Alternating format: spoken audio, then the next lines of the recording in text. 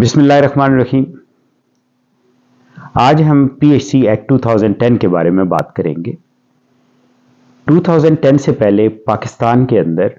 Health care establishments یعنی clinics, hospitals,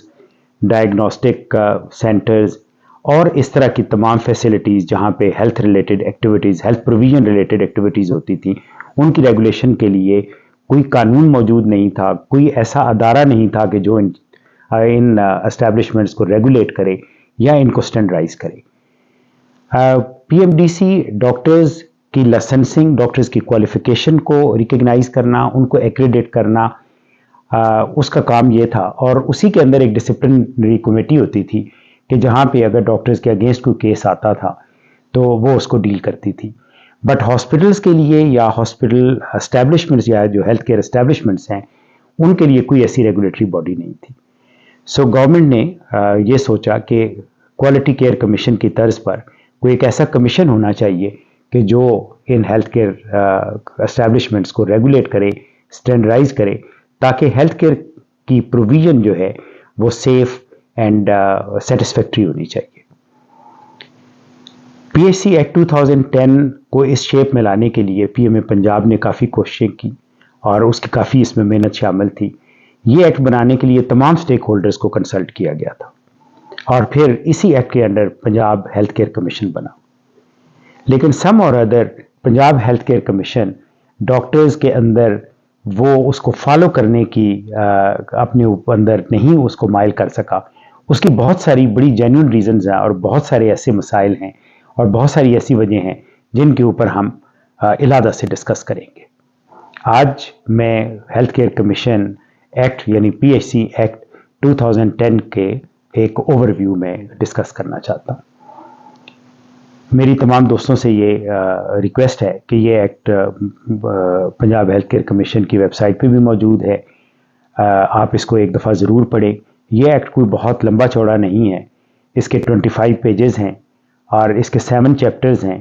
اور ان 7 chapters میں سے 3 ایسے چیپٹرز ہیں جو ہمیں تفصیل سے پڑھنے ہیں اور ان کا ڈائریکٹلی ہمارے ریلیٹڈ ہے، یعنی جو یوزر اینڈ ہے اس کے اوپر ہے۔ باقی ان کے جو کچھ چیپٹرز ہیں وہ ان کی انٹرنل گورننس کے بارے میں اور اس کی اسٹیبلشمنٹ کے بارے میں۔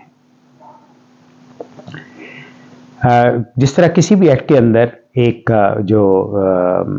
اس کا سیکشن ہوتا ہے وہ اباؤٹ ڈیفینیشنز ہوتا ہے، یعنی ڈیفینیشنز ان ٹرمینالوجیز کی جو اس ایکٹ کے اندر یوز ہوئی ہیں، اور جو ہمارے زیادہ کنسرن یا امپورٹنٹ ڈیفینیشنز ہیں وہ 2 ہیں۔ One is about medical negligence, اس میں میڈیکل نیگلیجنس کو ڈیفائن کیا گیا ہے کہ اس میں کیا آتا ہے، اور دوسری جو چیز ہے وہ ہے کہ انسپیکشن ٹیم، کیونکہ ہیلتھ کیئر کمیشن کا one of the major role جو ڈاکٹرز جس سے اپریہینشن میں ہے وہ یہ ہے کہ ہیلتھ کیئر کمیشن کی انسپیکشن ٹیم، کیونکہ بعض دفعہ جو انسپیکشن ٹیم ہے وہ اس طرح کا رول بھی ادا کرتی ہے کہ جیسے چھاپہ مار ٹیم ہوتی ہے۔ تو آپ کو پتہ ہونا چاہیے کہ جو انسپیکشن ٹیم کی ڈیفینیشن ایکٹ میں ہے وہ کیا ہے۔ اس کے مطابق جو انسپیکشن ٹیم ہے that will consist of at least 2 medical experts with post graduate qualification and 15 years of experience in the relevant field, یعنی اگر وہ ایک سرجری کا ہاسپٹل انسپیکٹ کر رہے ہیں تو اس میں جو ایکسپرٹس آئیں گے میڈیکل ایکسپرٹس وہ post graduate qualification and 15 years experience والے سرجنز ہوں گے یا سرجری سے ریلیٹڈ فیلڈ کے ہوں گے۔ اینڈ اسی طرح اگر وہ میٹرنٹی یا گائنی کا سیٹ اپ دیکھتے ہیں تو اس میں اسی طرح کنسرن اسپیشلٹی کا ہوگا، اور ان میں سے ایٹ لیسٹ ایک جو ہے وہ ہیلتھ کیئر کمیشن کا امپلائی ہوگا اور جو دوسرا ایکسپرٹ ہے وہ پبلک سیکٹر یا پرائیویٹ سیکٹر سے ہوگا۔ اس پورے ہیلتھ کیئر کمیشن کے اندر جو پی ایم اے پنجاب کو انگیج کیا گیا یا اس کی جو انکلوژن ہے وہ 2 سٹیپس کے اوپر ہے۔ ایک جب ہیلتھ کیئر کمیشن کے کمشنرز کا سلیکشن ہو تو جو نامینیشن کمیٹی ہوگی اس کے اندر پی ایم اے پنجاب کا ایک ممبر موجود ہونا چاہیے، اور دوسرا ٹیکنیکل ایڈوائزری کمیٹی کہ جو تمام وہ ٹیکنیکل آسپیکٹس جیسے پالیسیز ہیں، جیسے سٹینڈرڈز ہیں، گائیڈ لائنز ہیں، یا جو امپلیمنٹیشن ریگولیشنز فار انسپیکشن ہیں یا دوسری چیزیں ہیں، ان کے بارے میں جو فائنلائزیشن ہو یا ان کے بارے میں جو کنسلٹیٹری پروسیس ہو وہ ٹیکنیکل ایڈوائزری کمیٹی کے ساتھ ہونا ہوتا ہے، اور اس میں ایک پی ایم اے پنجاب کا ریپرزینٹیٹیو موجود ہے، ایک پرائیویٹ ہاسپٹل ایسوسیشنز کا ہے،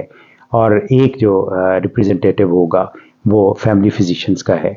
تو اسی طرح اور بھی بہت سارے ممبرس ہیں. اس کے بعد جو چیپٹر نمبر 3 ہے that is about registration and licensing of health care establishment.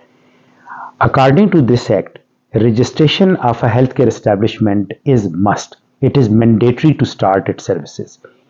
لیکن اگر کوئی ایک ہیلتھ کیئر پرووائڈر کوئی ایسی ہیلتھ کیئر اسٹیبلشمنٹ کے اندر پریکٹس کر رہا ہے یا وہ ایک ایسی ہیلتھ کیئر اسٹیبلشمنٹ جو ہے وہ بناتا ہے جو رجسٹرڈ نہیں ہے تو ہیلتھ کیئر کمیشن اس کے اوپر فائن امپوز کر سکتا ہے which can be up to 500,000 rupees یعنی کہ 5 لاکھ روپے تک کا وہ فائن کر سکتا ہے. اور once health care establishment registered ہو جاتی ہے تو اس کو پروویژنل لائسنس بھی مل جاتا ہے. اور اب ریکوائرمنٹ یہ ہے کہ پروویژنل لائسنسنگ کے لیے جو آپ کے ہاسپٹل کے اندر جو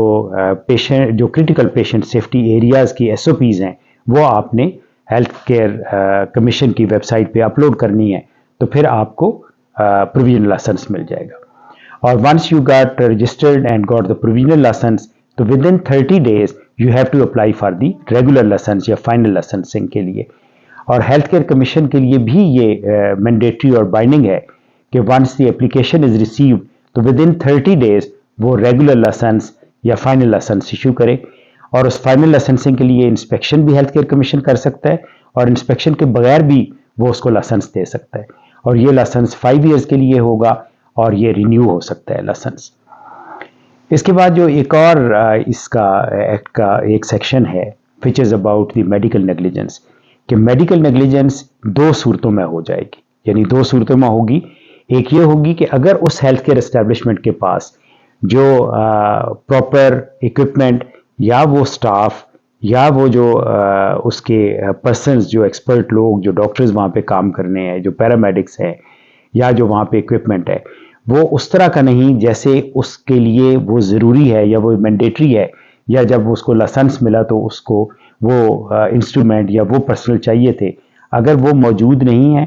اور کسی کو کوئی لاس ہو جاتا ہے اور کوئی بندہ میڈیکل نیگلیجنس کا سفر کرتا ہے اس وجہ سے تو دیٹ پرسن اور that health care establishment will come under the medical negligence کے انڈر آ جائے گی. اور دوسرا آف کورس جس طرح یونیورسل ہے کہ اگر کوئی آدمی اپنی reasonable competency which is expected out of ہم فار ہز کوالیفیکیشن وہ نہیں ہے تو تب بھی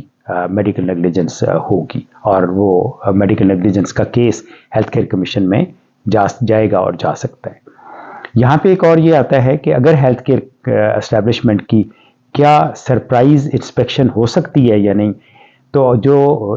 سرپرائز انسپیکشن ہے وہ اس طرح ہو سکتی ہے کہ دے کین سی کہ whether this health care establishment is registered اور ناٹ اینڈ از لائسنسڈ اور ناٹ. تو ان اے وے ہیلتھ کیئر کمیشن کے پاس اس ایکٹ کی پروویژن یہ موجود ہے کہ وہ کسی وقت کسی ہیلتھ کیئر اسٹیبلشمنٹ کو ان 2 چیزوں کے لیے وہ انسپیکٹ کر سکتے ہیں کہ whether that health care establishment has got registration or not اور اس کے پاس وہ فیسلٹیز موجود ہیں جن کے بارے میں وہ کلیم کر رہے ہیں. اب لائسنس کا یہ ہے کہ لائسنس جس چیز کے لیے اپلائی کیا جاتا ہے یا جس فیسلٹی کے لیے لائسنس ایشو ہوتا ہے one can provide the services only for that license according to that act. For example اگر ایک ہاسپٹل ہے جو جنرل سرجری کے لیے رجسٹرڈ ہوا ہے اور اس نے اپنی وہ والی فیسلٹیز ہی وہاں پہ ڈپکٹ کی ہوئی ہیں انڈر دا لائسنس تو وہ کوئی اگر لیٹ سے کوئی نئی سروس شروع کرتا ہے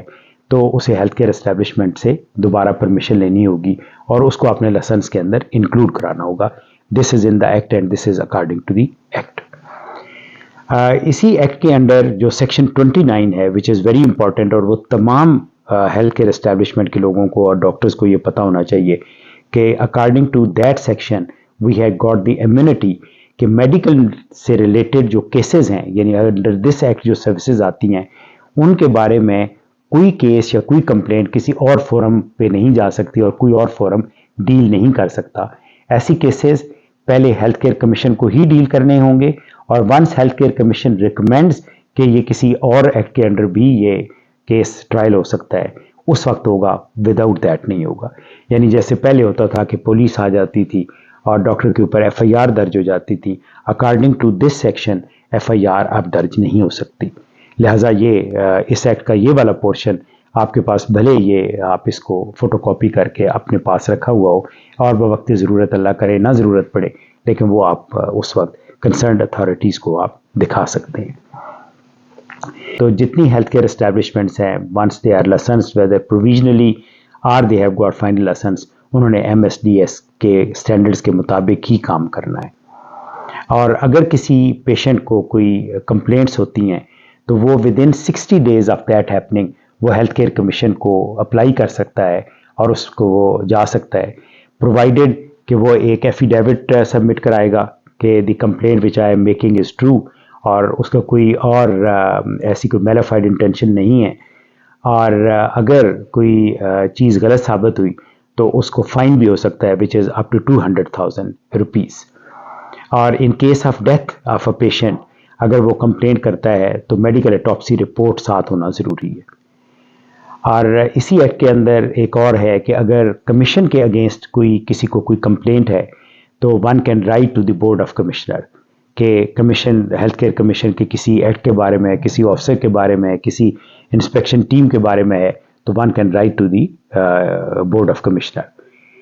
اینڈ آل دوز ڈیسیژنز جو ہیلتھ کیئر کمیشن اگر کرتا ہے، ظاہر ہے ہیلتھ کیئر کمیشن کے جو ڈیسیژنز ہوں گے وہ ہیلتھ کیئر کمیشن کے بورڈ آف کمشنرز نے کرنے ہیں۔ So the decision of board of commissioners will be challenged in district session court. اگر آپ کو کوئی ان کی کسی چیز کے بارے میں کمپلینٹس ہیں and you want to challenge that complaint, تو اس کے لیے جو کورٹ ہے وہ ڈسٹرکٹ اینڈ سیشن جج کی کورٹس ہیں جہاں پہ آپ جائیں گے۔ تو that is an overview about PHC act 2010۔ تو میری آپ سب سے ریکویسٹ ہے کہ آپ اس ایکٹ کو ایک دفعہ ضرور پڑھیں، اور پھر انشاءاللہ کسی وقت ہم بات کریں گے اباؤٹ دی ریگولیشنز، MSDS کے بارے میں، انسپیکشن ریگولیشنز کے بارے میں، اور complaint management of health care commission کے بارے میں۔